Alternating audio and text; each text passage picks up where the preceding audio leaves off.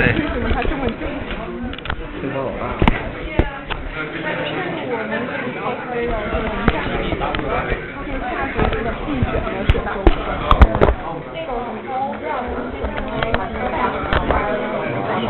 受起来那个看着很那个什么。这看着像跑山上，比上次那个比较活泼。这是我们系老大。是吗？就是安全的老大是吧？对 ，cos leader。我一看，我感觉看着就有这个感觉是吧？严肃脸。对。哎，你是专门学网安的是吗？啊对。那加一个微信。这个。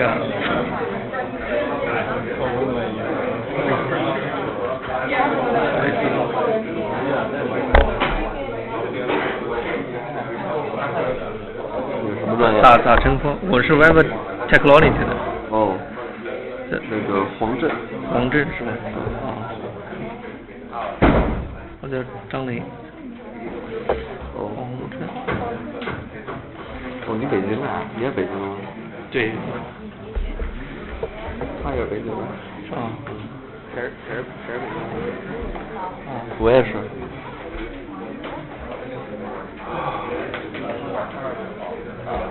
哦。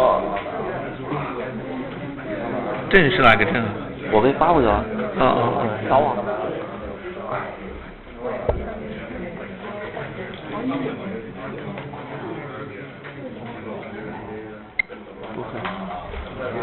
你看，就在群里。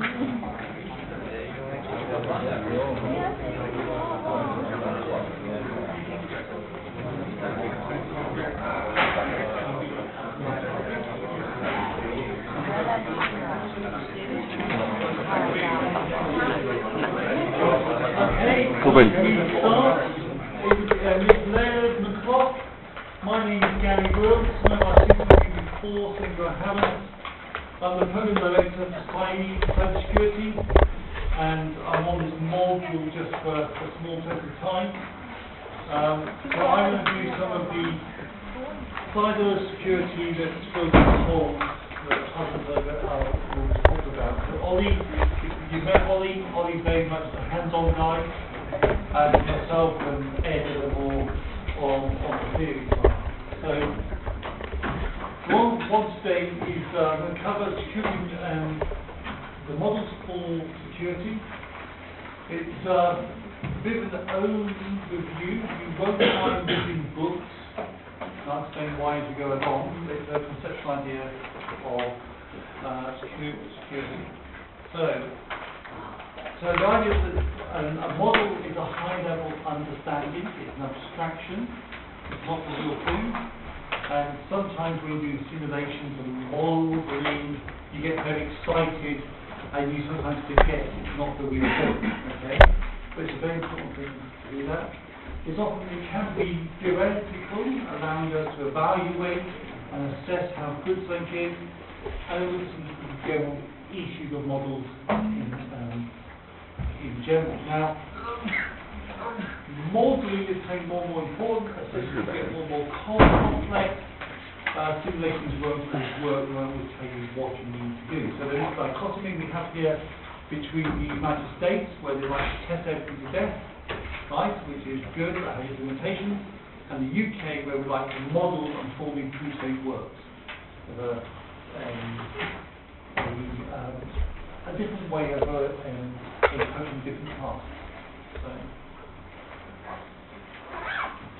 So we're going to look at the council approach, lockdown service type thing, the Wells Fargo security. Sorry, I'm using terms here which makes sense to someone my age. I mean, Wells Fargo and the Western films and all that type of thing, where you have stagecoaches going around the country. That's what I mean by this security core, transferring data, and then how we think about an Internet of Things world and how that's changing our understandings of security. Just an idea, who's on the MSc cybersecurity? Okay. Thank you. Who's on the MSc cybersecurity risk management? Just two of you. Okay. And the rest of you are for other programs within CS.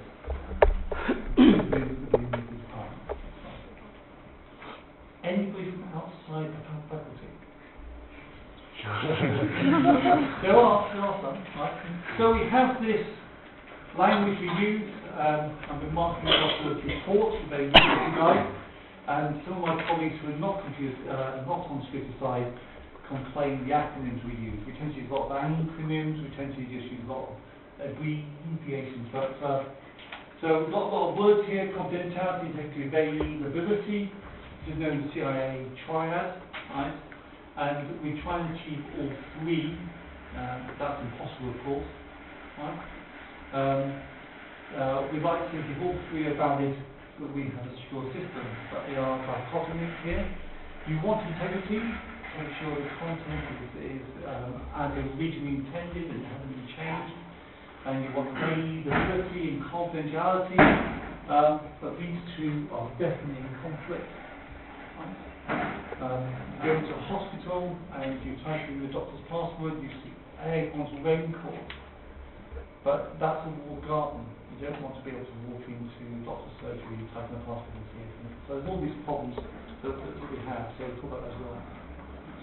So just make sure the language is clear. Confidentiality is focused on the information itself, making sure that the only thing you can see is the things you have a right to see. So we have access control, right? So you have to control the access to that information. So confidentiality is according to ISO 27000. Now, this ISO specification is a series of specifications, right? It's not one, it's a whole load of all about security. So if you're going to work in the security field, ISO 27000 is going to become very, very clear to you. And there's different ones on risk, on being able to report an event and so on. But this is the general list one, the general top level one. Confidentiality is the property that information is not made available or disclosed to unauthorized individuals, entities, or processes. So no matter where it's a request from the individual or process, we won't give them the information unless they have a path to that. So, question for you, not the people I've told you the answer to. What's the difference between confidentiality and privacy? Sorry, I'm British, so privacy, privacy, maybe the same thing. For privacy, what's the difference between confidentiality and privacy? Privacy relates to a person. Yeah, so what's the difference between them? You're correct. The definition is correct. So what's the difference between confidentiality and privacy in security terms? You just define confidentiality as that nothing, process, entity or person can see some information unless they're authorized to. And privacy? I think privacy, the information belongs to the person, and in the confidentiality, most of the time the information belongs to the organized or something. Security-wise, no difference. You must have the same control. But privacy has some other things in security that are important, is to do with anonymization. Right? You still have to control access. No entity, no individual or process should be able to see this information unless authorized to. There are other things you may hear about anonymization and the fact that when you release a data set, you can't find that information. But that's the same with confidentiality. There's no way you want to be able to be releasing information about your new product that you're designing before you're ready, right? And nor do you want bits of information out there. Right? So I used to work in the military, and one of the first things you learn is not about giving away secrets. It's about giving away snippets of information that can be pieced together to give away the secret. Okay? So you don't have to disclose everything, but little bits when added together. Privacy, we're very concerned about those adding bits. But if you work in the pharmaceutical industry, you're very concerned that those bits don't get out either. Not about the person, but about the drug you are developing. There's more espionage in the pharmaceutical industry than there is in the military. Okay? Because if a drug company knows what you're doing, they have an advantage over you.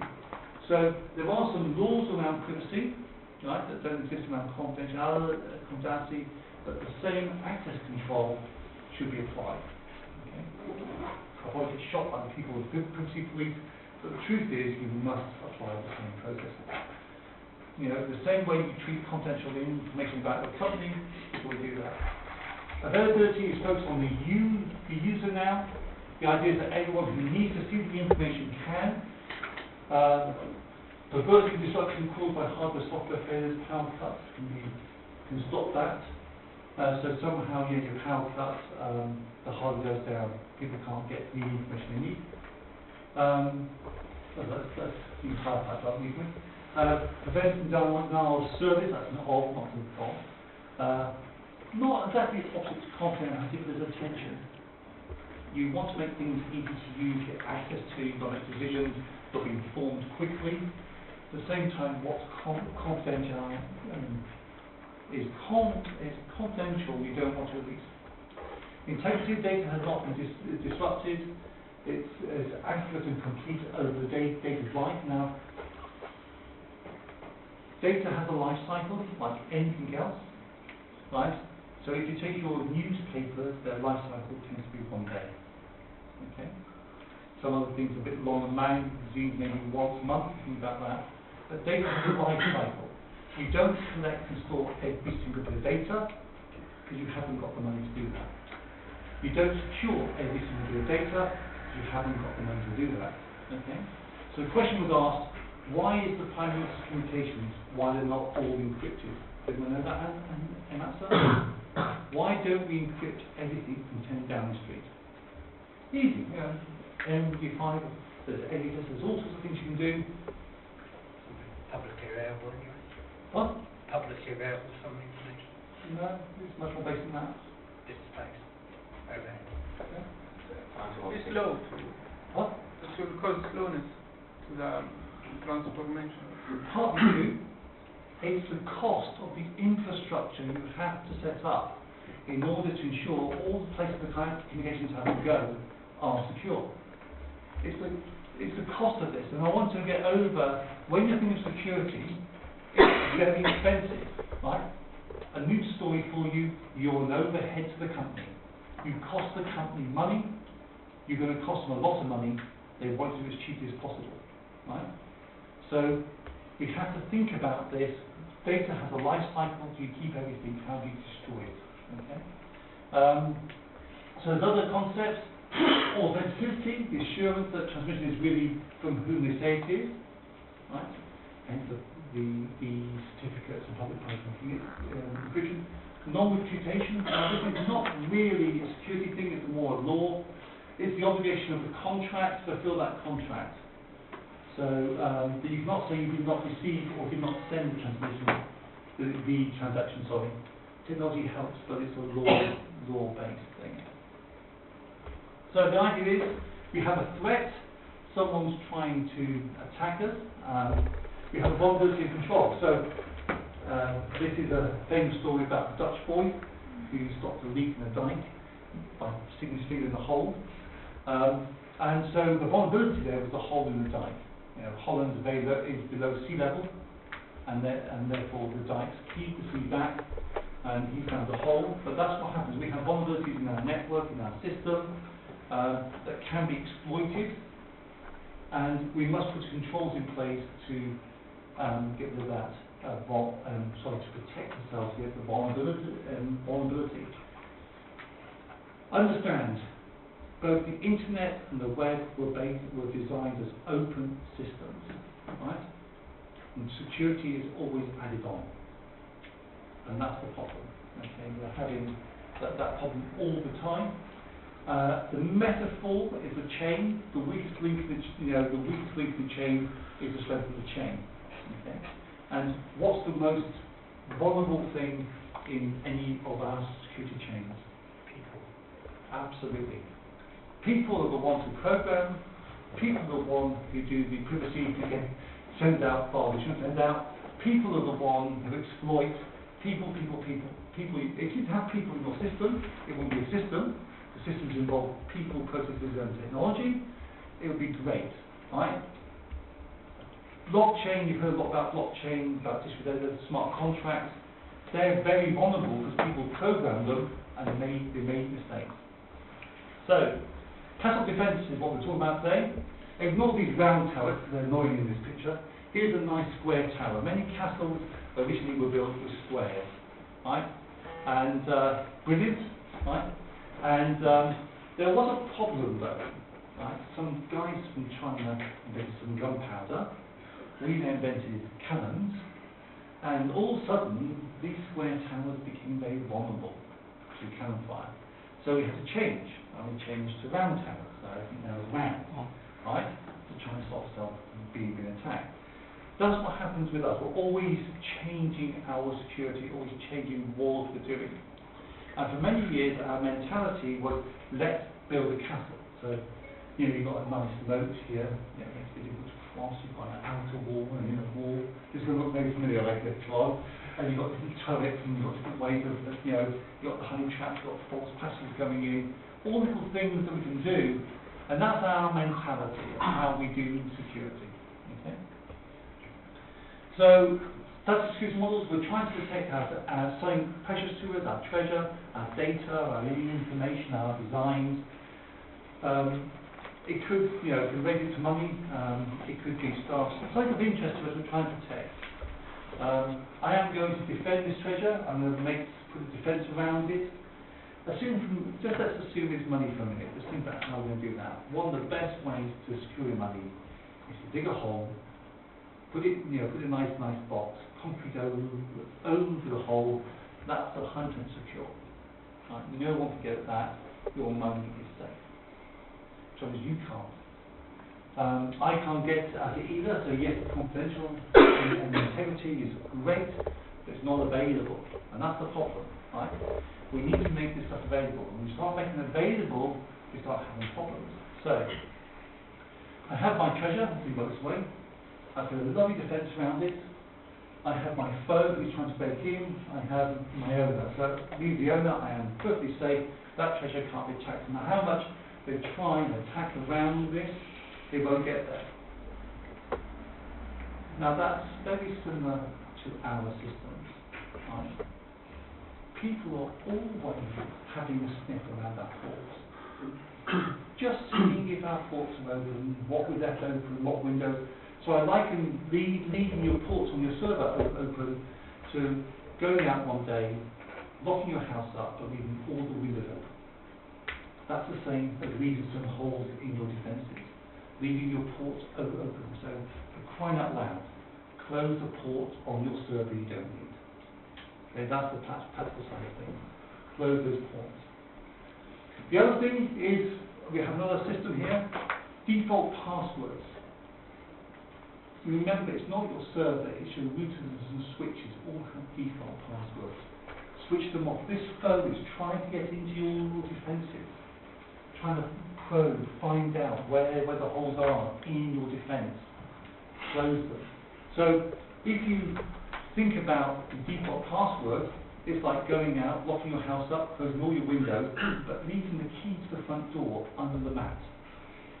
You let them in. They can just open your door and get in. You've got all the switches, all the routers in your network are now vulnerable because you just haven't changed the default password. Remember, the default password is on the web. It doesn't take very long to work out what the default password is. Okay, so this is the security model we're thinking of. Flow is trying to get in. They are always. So it's really good to have a logging system checking who is sniffing your ports, who is looking at what within your system. You can often find an IP address or a particular area that's doing that. I need to make my treasure available, so I need to have an access somewhere in there. So I now need to make a hole in my wall. Right, to do that, but I now need to have a guard for that. Okay. So the guard is our access control. I'm using a password. Following the procedures like, so we now have to have some access policies. And we have to have an access control list. Right? Keeping them up to date is very important. So one of the problems people often do is they have a lovely access control policy and an access control list, but they forget when people leave the company to change the access control list. Okay? Again, we're just leaving the back door open. Who's heard of ghosts on networks? Ghosts? There are people who get in by using an old password or a native password. They're in the network, who have authority to be there. They're very hard to find, so they keep on deleting log files. You know they're there because log files keep on being deleted. And as they're going around the network, they are deleting the log files. But they're using mainly old username and passwords you haven't deleted, member staff has left. You know, that sort of thing. So think about that. So the foe has to either convince the guard that they are the friend or find another way of breaking in. So you have to follow a code of ethics that applies to security. Remember, the hackers don't. The hackers will not follow this code of ethics because they think differently. Okay? So they will either kill the guard or use social engineering to get in. So be aware of that. I think you cover social engineering somewhere. So I have my access. I have the guards to protect there. I have some procedures. And you must have company procedures, okay? You will write your policies. Be careful with policy, and we'll talk a lot about that in the next session. Policies are something senior management do. It's also something you write in code to enact. So in this case, we're talking about the higher level policies and procedures. We're trying to have a hole in the defence and so on. So, I've already given you a snapshot. All that. You know, so now we're trying to bring, the person's trying to break in. So they're sniffing your ports, trying to find your ports open, any default passwords you haven't done, any old username or passwords that they can try, all sorts of things they're going to try and do to get into your defence. So a firewall is often our boundary gateway. That's a sort of entry point. So we're trying to find ways of doing that. So we talked about the windows being open. Close those ports, please close them. Do you know how many ports there are in an average server? Well, how many port numbers are there? 60,000. Huh? 60,000. Depends on, yeah. And so the first 1,000 something are actually reserved. And that's where you hear the sort of ports, 880 port 1. They are reserved ports. The rest of them should be closed unless you're using them. Remember, in the olden days, a port was a physical connection, right? And so you couldn't have more than probably 100 or so in a server room. Now they're virtual. You've got so many, it's unbelievable. And it's all to do with your networking and how you configure that. Just a way of thinking about this. How long will, if I asked the system programmer here to give me a server, how long do you think it would take them to give me a server?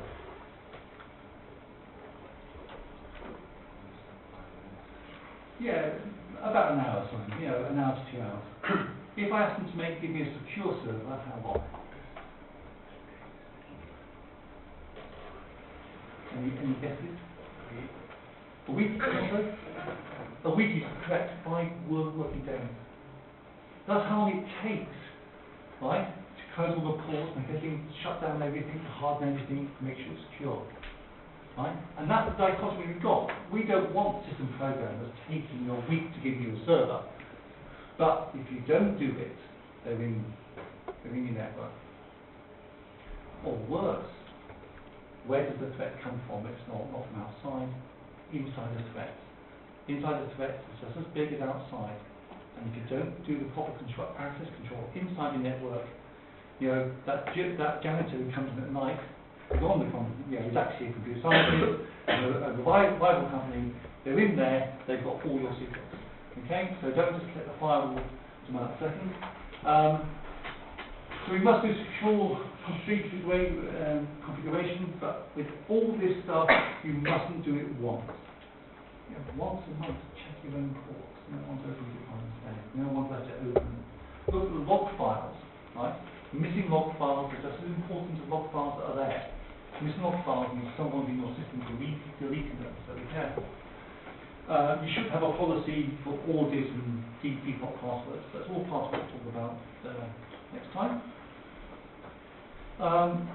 So we have a number of hardware and software components in our security systems. It's getting more and more difficult to talk about hardware because software-defined networks now are coming in more and more, and everything's in software and less in hardware, but we will have the hardware as well. So vulnerabilities are caused by human error. Full stop. Right? We design the devices, we program the devices. It's human error that causes. So, but manufacturers will let you know when there is a problem with a device or whatever. So it's up to us to make sure that we patch our systems regularly.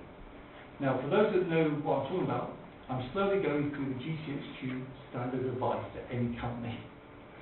But you're surprised that people forget this. Now, nowadays, you don't need to go around manually patching everything. There is software you can buy that will keep, you put in the devices, which you should have a register of all the devices on your network anyway, as an IT manager, and the serial number and the version control should all be there in the ITIL stuff that you should be doing, right?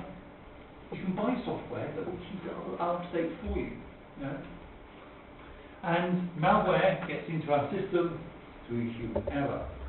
You click on that link that says invoice.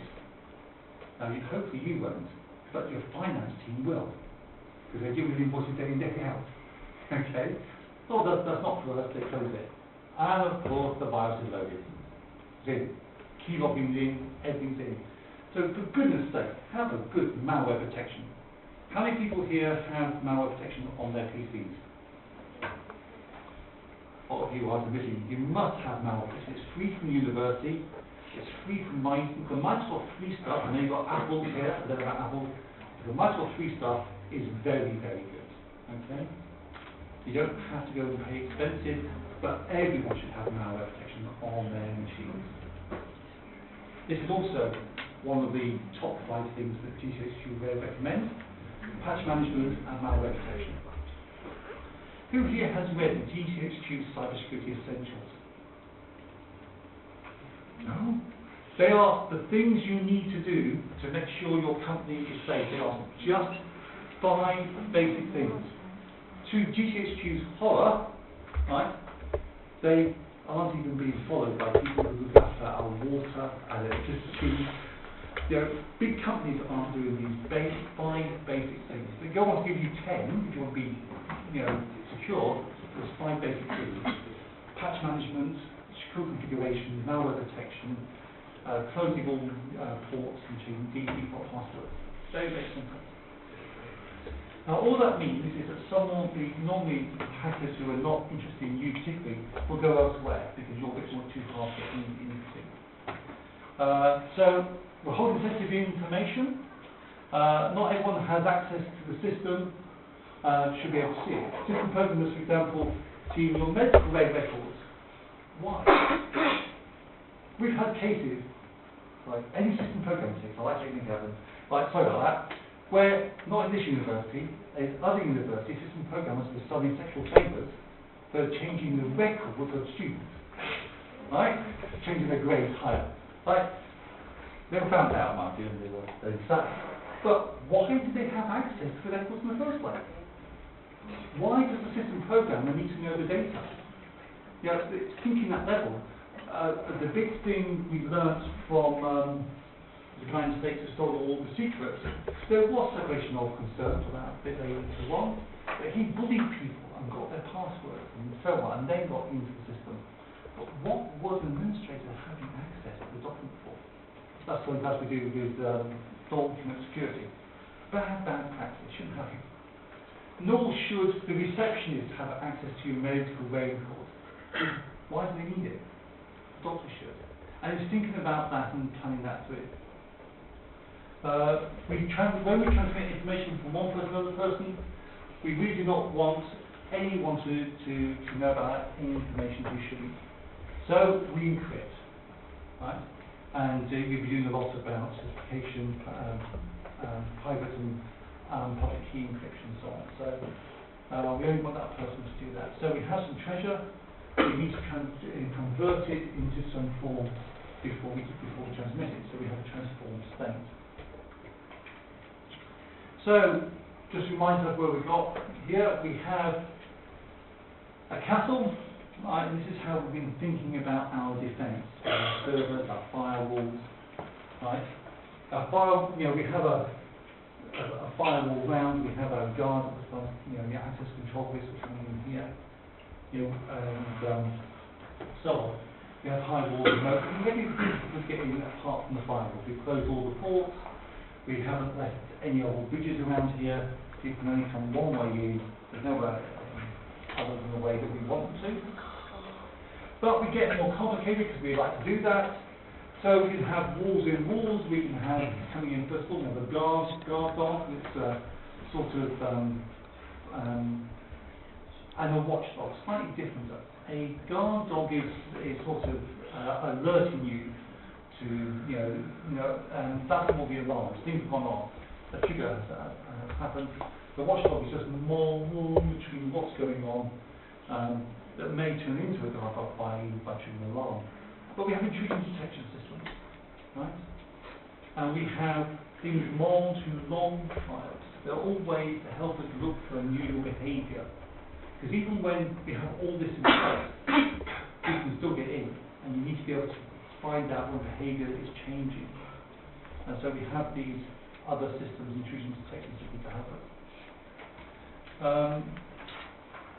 So we tend to, our problem gets a little bit heavier because we tend to, rather than have one castle, we have individual partitions.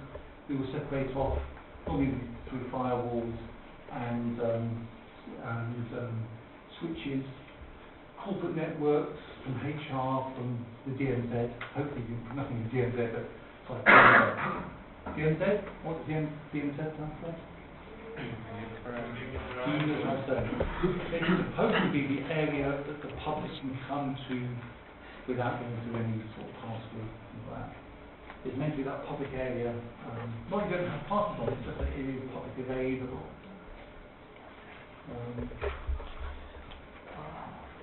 So go on about that. Now we've got this whole, we need to have access control lists. We need to control our access. This is really big nowadays, everything from role-based access control, different types of role-based access control. Now we're moving on to event control, so not just your role, but the event that's happening, and how can you control that through smart contracts. So authorized means that the person has permission to have access to the information. We need policies. Do we disable accounts, when people leave, when and how often? Who has the authority to authorize new accounts? Right. Can anyone do that? How often are these all used? Leftover accounts is the first entry point for a hacker or a ghost. If you're left with some accounts there. So we get into real problems here, because at the end of your time here, we will delete your account. Unfortunately, class this size, one of you may be repeating. That then causes a problem that has to be manually done. Because the automatic thing is we shut the accounts, I think, when you officially graduate in December. Right? So your accounts will still be live until December, then you shut them all. Right? Then the problem is those that are continuing, we have to continue over. But we need the policy to do that, we need some way of doing that. So it wasn't uncommon in this university to have a guest account or a part-time account that went on for 30, 40 years. No one ever shut them off. There's no policy of shutting off part-time students. So we had no concept of part-time students or part-time staff. They never seem to leave or stop staff. And that has now changed. So we want to pass information between parties. We've got that in the commercial world. I'm not going to go into certification. That would be important. But the point to remember is that in security, it's all about not necessarily stealing, but deceiving. So I like to use a much older book called Counting Monte Cristo, but it doesn't translate to non-European culture, where this guy got revenge on people who imprisoned him for many years by giving the news of a war that actually another side had won, and they actually was able to make it on the stock market. That happened for real. The Rothschilds made a fortune by telling London that Napoleon had won the war at Waterloo. And so everything crashed, they bought everything up, and then the news came, they spread rumours. The news came through, right, that it was actually the British and the Russians and the Allies who actually won at Waterloo, and he got went back up and he made a fortune. That's how the Rothschilds got their money through deceit. But already they had already built up a network of spies and messengers that could travel much faster than the official coverage. Okay? So interrupting, remember, people will use the information that we're sending to make decisions. If we can delay that, disrupt that, give false information, our competitors can get the wrong impression and make the wrong actions. So, we have to think about that. The foe will try and take action on trying to interrupt this. However, if we can stop that and stop them playing mind games for best of all. So, this is the Wells Fargo. So we take our secure information, encrypt it, put it in a box and send it off. That's how we think about when we're doing this. Now we won't go through the encryption, but this is the idea. There's some information. This is one way of doing it. We should do this way for quite a while. Put it in a secure way with our lock on it. Send it to our colleagues, who will then put their lock on. It comes back to us. We'll take our lock off, go back to them, and they take their lock off and get the information. That's a very long-winded way of doing it.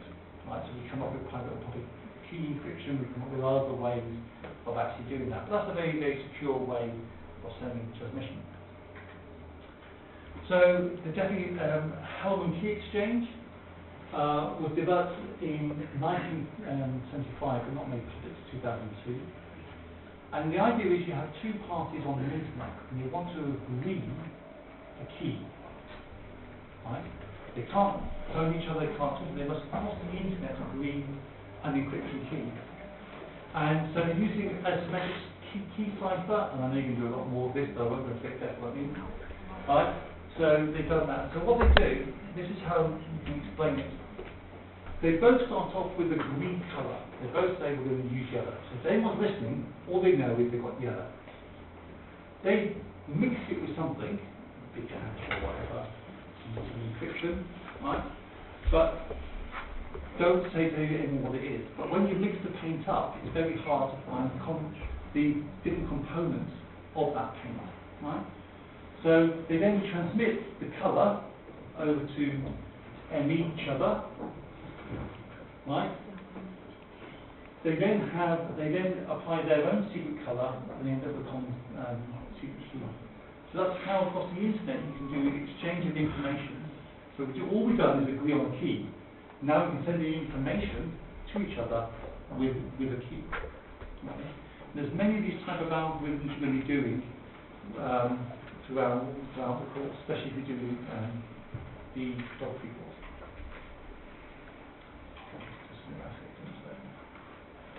So, information passing. Now the tax and code main terms, corruption of the original information. Remember, people are going to make decisions on this information. It's bad. It will delay your decision. Disruption of communications, denial of service attack, stop people talking at all. Corruption of the information in transit, so people don't know what's happening with them. Interference with the process of the information, and nullifying of actions. So there's a whole way. You don't have to actually just feel that you can misinform. Now this is a bit more mind game type area, but imagine the stock market.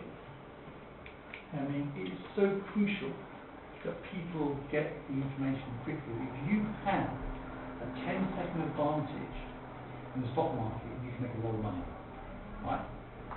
Literally 10 seconds. So when you design interfaces for banks and things, everything's very, very fast, right? And data's often chucked away, it's not needed anymore. Once you post it, it's gone, right? That's why, in New York, they now have a laser between buildings. It's faster than fiber optics. They can get the information quicker than radio waves across a long distance, so that people don't have that advantage. Okay, stock market is a little bit an exception because it involves cross-person information. But if you're doing other business transactions, if you're doing other stuff and you want to know what's going on, if people can give you misinformation, you can take the wrong decisions. And at government levels, that can be very serious. So castle defence in a changing world. Now it's not a problem. When we think about the castle, and we think about all the nice security we've done in the castle, that proposes that all the information is nicely behind the wall. Nowadays, we have a changing world. We have the Internet of Things, sensors all over the place, bringing the information back in. They're not inside our wall anymore, they're outside the wall. People bring in their own devices, mobile phones, tablets, laptops, right? Which makes that castle mentality really quite difficult to do. And there is no solution, by the way. It's just all research. How do we think of security now? What do we think about security? What's the purpose of our system? How do we teach you to program security? There's no offence meant, but most of the books I read on my shelf are Somerville, Pressman, those type of books. To be fair, most of those guys are old, very old. So the thinking of software engineering, security is 30 years old. So we're going to try and teach you some techniques on the course that will help. But was really researching in this changing world of Internet of Things and bring your own devices, how we're going to do that. Okay? So castle defence works well. It does get us mentality thinking right, our server secure, making the access controllers properly. But it's changing around us. And we need to think of new ways of doing that. So if I had the answer, it'd be great, but we don't have the answers yet. I'm still thinking about that. So, summary, like a medieval castle, we build defences around our sensitive information. We can use the analogy to explain what we are trying to do to non-technical people. That often helps if they can think about a castle, how we protect information, explain about servers, windows, the keys. That helps them understand why we're doing all that we're doing. Because why would it take you 5 days to make the server secure? Why can't I have it now? I want to get on with my job. You know, that's what they do. Okay? Just ask Sony about that and about the server that wasn't secure and how they lost all that data. As an analogy, it works well. However, the landscape is changing and new models are required. We don't quite have them yet, but we are thinking about how we can do that. How we can explain security when there are no walls anymore. You still need your firewalls, you still need your boundary conditions, your boundary firewalls, but that's all changing when people walk inside. So, typical question. Sorry, at the end of each lecture I'll give questions and that will help with the exam.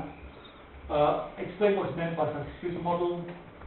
Informate what is meant by information passing model. Oh, sorry, I haven't covered that. Formal models. I won't do that. Sorry. So yeah, any questions? It's very hot in this room, isn't it? Next time you can come over to the window, please. I am sweating. Oh my goodness, you've done very well to keep awake. Very well indeed. Okay, so see you tomorrow. Now tomorrow's a double lecture. I'm not sure I will go straight through an hour, then run away to the meeting. So be prepared, at least an hour without break tomorrow. Do you want us to? That's just your note when you read it. DMZ 就比如说一套系统，它是不像互联网那种系统啊，它是就像那个移动的系统，它布在它的内网里面，但是外网要访问进去，但是不能直接给它进入内网，就相当于给它先开辟一个，先从内网给它，然后再然后从内网出去，再有一个区域能够访问自由网。然后外面这个公共的区域，然后别人外来的人才访问，就相当于是一个城堡，外面有一层，然后里面再套一层。这个 DMZ 就是一个私有和公有之间的一个。它是相词儿什么 ？DM 叫什么 Zoom 呢？我之前我们那个系统是 DMZ。就类似于这个东西。